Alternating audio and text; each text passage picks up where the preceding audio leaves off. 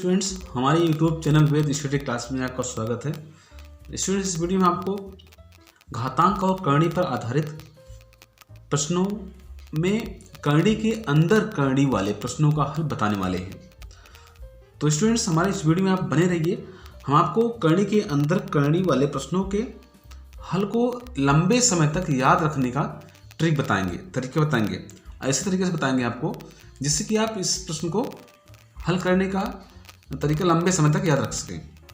ठीक, तो चलिए तो वीडियो शुरू करते हैं। लेकिन उससे पहले आप हमारे चैनल को अगर आपने सब्सक्राइब नहीं किया तो प्लीज़ हमारे चैनल को सब्सक्राइब कर लीजिए, जिससे कि आपको आने वाले वीडियोस आसानी से और जल्द से जल्द मिलते रहें। तो आइए स्टूडेंट्स शुरू करते हैं। तो देखिए स्टूडेंट्स, करणी के अंदर करणी वाले प्रश्न कितने प्रकार के होते हैं। हम सबसे पहले यह जानेंगे कितने प्रकार के प्रश्न इसमें आते हैं। तो सबसे पहले देखिए, मेन दो प्रकार के प्रश्न होंगे। सबसे पहले तो योग और अंतर के आधार पर होंगे, और दूसरा गुणा पर आधारित करणी के अंदर करणी वाले प्रश्न होंगे। तो ठीक है स्टूडेंट्स, सबसे पहले हम लेते हैं पहला योग और अंतर वाले के आधार पर प्रश्न। तो देखेंगे इसमें, तो इसमें देखिए इसमें भी कई प्रकार के, इसमें पहले वाला जो पहले वाला है, इसमें भी हम कई प्रकार के प्रश्न देखते हैं। तो पहले वाले में देते हैं नंबर ए। ठीक है, देखेंगे ये देखिए पहले इसका कैसे है कि होगा। मान लीजिए योगफल में देखेंगे जो हम पूर्ण वर्ग बना करके जो मान निकालते हैं, एक तो पहले प्रकार वो हो जाएगा, जो कि सब सरला यही होता है इस तरह के प्रश्नों में। ठीक, तो उसके बाद जो होता है वो देखेंगे 25 फिर प्लस 108 फिर अंडर फिर से 154 फिर प्लस अंडर 25 अंडर फिर 225 से 25। ठीक, तो इसमें देखिए, तो सबसे पहला ये है तो योग और अंतर के आधार पर प्रश्न में सबसे पहला प्रश्न इस प्रकार होता है कि जिसे हम पूर्ण वर्ग बना करके जोड़ते हुए उसका हल मान निकाल लेते हैं। ठीक, जिसे देखिए इसका हल कैसे हल हो जाएगा कि आप देख रहे हैं इस 225 का वर्गमूल कितना होगा 15। ठीक है, तो इसको जो है जोड़ेंगे इस 54 में, तो 10 प्लस अंडर 25 प्लस फिर से अंडर 108 प्लस 154 जुड़ जाएगा, अंडर 154 में जुड़ जाएगा 15। ठीक है जी, तो देखिए स्टूडेंट्स, इसमें अब 154 जुड़ेगा 15, तो हो जाएगा हमारा फिर 108 प्लस ये 100 जुड़ जाएगा, हो जाएगा 169। तो 169 का वर्गमूल क्या लेंगे तो हमारा आएगा 13, तो 13 जोड़ेंगे 108 में। ठीक है, तो देखिए 13 को जोड़ते हैं 108 में। ठीक है, तो 108 अब प्लस 13 जोड़ते हैं तो क्या कहता है 8 3 11। ठीक है, यहाँ पे 1 1 2, यहाँ 121, मतलब आगे कितना इसका मान हो गया पूरे का 121। यहाँ पे देखेंगे 10 प्लस अंडर 25। ठीक, प्लस हो जाएगा इस अंडर में 121। समझ रहे हैं, देखिएगा अब 121 का होता है 11। ठीक है, तो जोड़ेंगे 10 में, फिर अंडर 25 में जोड़ लेंगे 11। ठीक है, देखिए आता फिर इसमें चूंकि देखिए 25 प्लस 11 36, तो 10 प्लस अंडर 36 36। तो देखेंगे तो चूंकि 10 चूंकि देखिए अब 36 का वर्गमूल तो 6, तो 10 में जोड़ लेंगे हम फिर 6, तो मिलेगा हम फिर अंडर 16, तीसरा आंसर आ जाता है 4। तो इसमें तो एक प्रश्न तो इस प्रकार होता है। ठीक, पहला टाइप का योगफल में, और योगफल और अंतर में पहला प्रश्न इस प्रकार का होगा। ठीक, अब देखते हैं दूसरा प्रश्न बी नंबर। तो आइए स्टूडेंट देखते हैं, देखें जैसे अंडर 12 प्लस फिर अंडर फिर 12 प्लस फिर अंडर 12 प्लस अंडर 12। तो एक प्रकार इस प्रकार का है। देखेंगे जैसे देखें अब इसमें क्या है कि अब ये इस प्रकार का इसका जो स्ट्रक्चर होगा अनंत बार होगा, मतलब अनंत बार ऐसे ही चलता चला जाएगा। तो फिर इसका हल कैसे करेंगे, तो इसे हम देखेंगे ना कि जो ये अंदर में करणी के अंदर जो संख्या है ये देखिए दो क्रमागत संख्याओं के गुणनफल का जो है रूप होता है। जैसे 4 3 12, 3 और 4 या 4 3 क्रमागत संख्याएं हैं। तो जब इस प्रकार संख्या होगी, जब इस प्रकार स्ट्रक्चर होगा तो इसका हल हम कैसे करेंगे, तो बहुत आसान होता है इसका हल करना। तो इसको समझ लीजिए आप 4 गुणे 3 करिए, देखिए 12 लीजिए, 4 3 12 हो रहा है। तो जब संख्याएं क्रमागत हैं तो प्लस में है, तो जो बड़ी संख्या होगी ये 4 ये प्लस होगी, और जो छोटी संख्या होगी ये माइनस होगी। तो स्टूडेंट्स इस प्रकार के प्रश्न को केवल ऐसे ही हल करते हैं जब ये अनंत बार दिया गया हो तो, ठीक। तो संख्याएं क्रमागत गुणक के रूप में हो और जो है ये अनंत बार दिया गया हो, तो हम इसे इस तरह करते हैं, ठीक है। आप सी नंबर देखते हैं, उसी प्रकार सी नंबर देख लीजिए। जैसे देखिए, मान लीजिए आपके पास है संख्याएं √56 प्लस √ फिर से 56 फिर प्लस √56 प्लस फिर √56। तो इस प्रकार से आपका डॉट डॉट ये इनफाइनाइट होगा, अनंत बार होगा। तो नहीं स्टूडेंट्स यहाँ देखते हैं, पहले इसमें जो है चूंकि यहाँ माइनस होना चाहिए, ठीक है। पहले प्रकार प्लस वाला बता चुके हैं आपको वहाँ पे, ये अगर माइनस होगा तब क्या होगा फिर, ठीक। इसमें भी थोड़ा सा अंतर है, बाकी हल वैसे ही जैसे पहले हुआ था। तो देखें ये ऐसा हल होगा। तो जब संख्याएं क्रमागत गुणा के रूप में हो, जैसे 56 है, 56 7 और 8 के 2 क्रमागत संख्याओं का गुणनफल है, तो अभी ये है क्रमागत हो। और दूसरी बात हो कि संख्याएं, अगर ये संख्याएं घटा के रूप में हो, घटा करके लिखी गई हो ऋण लगा करके, तो फिर क्या होता है, तो इसमें सब आप समझ लीजिए 56 का गुणनखंड करते हैं, मतलब 7 गुणे 8, ठीक है, 57। तो जो बड़ी संख्या होगी ऋण वाले में, उसे हम बड़ी संख्या को ऋण लिखेंगे, और छोटी संख्या जो 7 है 56 का गुणनखंड में जो 7 है ये इस लेते हैं धन के रूप में। तो हमारा आंसर स्टूडेंट्स ये होगा, इसका मान कितना -8 और 7 होगा, ठीक। तो स्टूडेंट्स इस प्रकार से हमें ये ध्यान देना है कि मतलब कि करणी के अंदर जो करणी होती है उसमें कितने प्रकार के प्रश्न पूछे जाते हैं। तो ये अगर हम ध्यान रखते हैं तो फिर जो है हमें इसका जो है सलूशन होता है, उसका जो हल होता है वो भी उसके साथ साथ याद हो जाता है, ठीक। इसलिए हमें इनके प्रश्नों के प्रकार जरूर याद रखना चाहिए, हमेशा ध्यान में रखना चाहिए, ठीक। चलते हैं अगले टाइप के प्रश्न पे। तो आइए स्टूडेंट्स देखते हैं टाइप डी, जो योग और अंतर के आधार पर जो प्रश्न होते हैं उनका चौथा प्रकार देखते हैं। तो ये कैसे होता है आप देखें, जैसे है √3 है, प्लस फिर से √3 है, ठीक, प्लस फिर से √3 है। तो इसमें आप देखेंगे इसमें ये जो 3 है ये जो है ये क्रमागत संख्याओं के गुणक रूप में नहीं है, ठीक है। जो क्रमागत संख्या होती है उनके गुणक रूप में ये जब नहीं है तो इसका हल एक अलग प्रकार से होता है, थोड़ा सा इसका हल कर जो है थोड़ा कठिन होता है। तो आप ऐसे समझिए इसे, ये देखिए हम ऐसे करते हैं, माना x बराबर लिखते हैं, फिर हमारा इतना अंडोट कणी वाला, ठीक है, √3 प्लस √3 प्लस √3 प्लस √3 इस पर लिखते हैं, ठीक। ये इतना हो रहा है, ये संख्या लेते हैं, माना इस बराबर ये हुआ, ठीक। तो अब क्या करते हैं, अब लेते हैं दोनों पक्षों में वर्ग करने पर, दोनों पक्षों में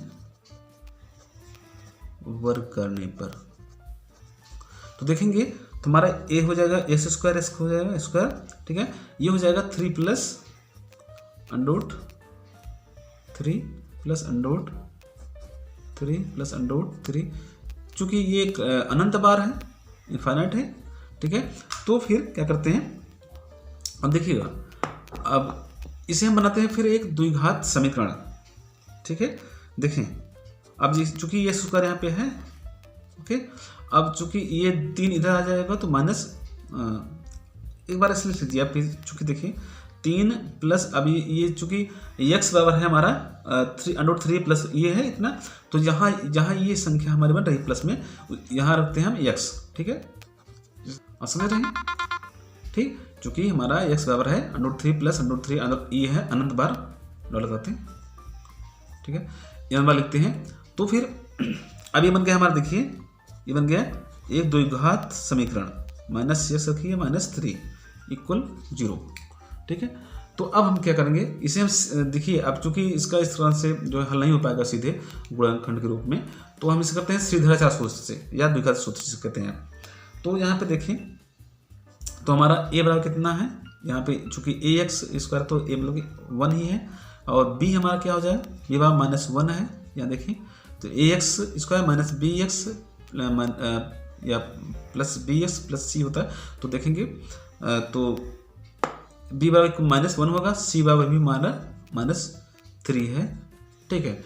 तो अब क्या करते हैं, लगाते हैं श्रीधराचार्य सूत्र, तो हमें मिलता है, फिर देखिए सूत्र होता है -b plus minus √b square minus 4ac लगाते हैं अपॉन 2a, ठीक।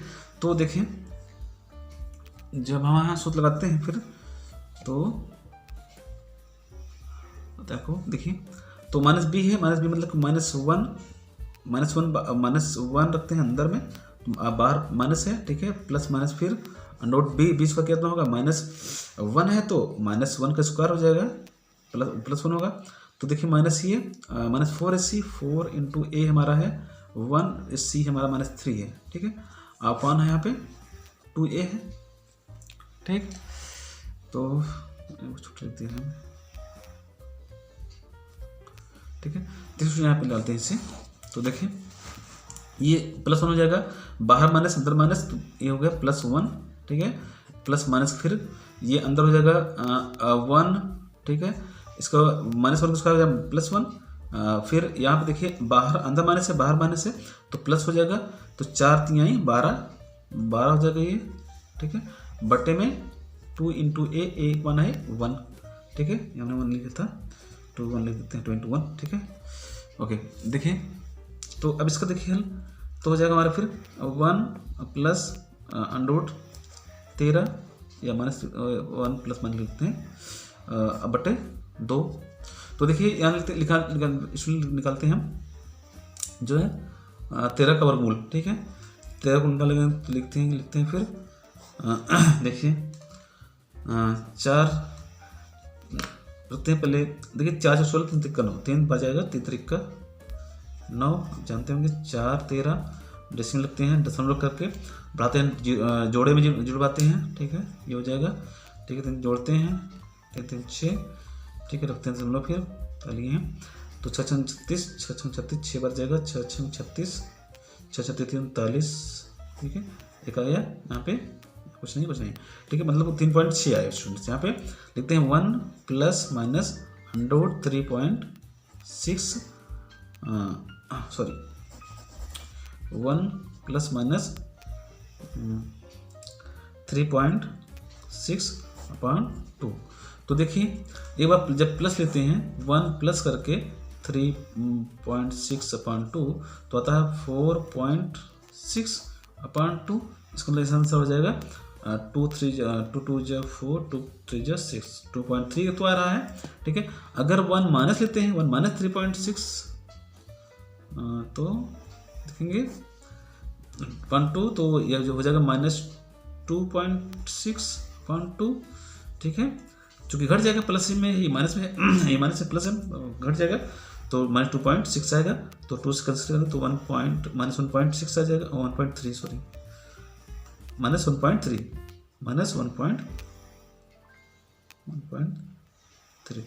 तो इस प्रकार से जब करणी के अंदर करणी वाले जो योगफल में संख्या हो वो क्रमागत संख्या गुणा ना हो और अनंत बार लिखा गया हो, तो फिर उसका हल इसी प्रकार से करते हैं, ठीक।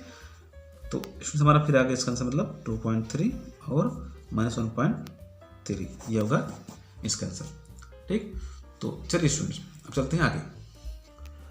तो आइए स्टूडेंट्स देखते हैं अब करणी के अंदर करणी वाले दूसरे टाइप के प्रश्न कितने प्रकार होते हैं। ये दूसरा टाइप जो है गुणा पर आधारित जो प्रश्न होता है, जो करणी के अंदर जो करणी होती है वो अगर गुणा के रूप में हो तो वह कितने प्रकार की होती है। देखिए वह भी स्टूडेंट्स वह होती है 2 प्रकार से। फर्स्ट नंबर 1 बता दें आपको, जैसे देखिए इस प्रकार से होंगी, जैसे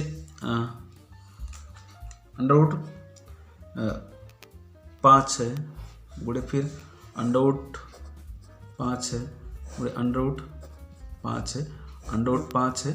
ये प्रक्रिया अगर अनंत बार हो, ये प्रक्रिया अगर अनंत बार हो, इसकी संरचना इस प्रकार से, तो इसका आंसर सीधा होता है स्टूडेंट्स, ये 5 ही होता है। ठीक, चूंकि देखिए, चूंकि अंडर रूट 5 गुणे अंडर रूट 5 अगर करेंगे हम, इसका जोड़ा अगर अनंत बार है, ठीक है, अनंत बार में सम जोड़ा भाई बन सकता है, सम पेयर बन सकते हैं, तो जो इनका गुणनफल हो जाएगा सीधा 5 हो जाएगा। तो इस प्रकार जब अनंत बार होते हैं तो फिर जो है इसका हल केवल यही होता है जो अंदर में होता है। ठीक, एक प्रकार तो ये हो गया। ठीक, अब देखिए दूसरा प्रकार क्या है।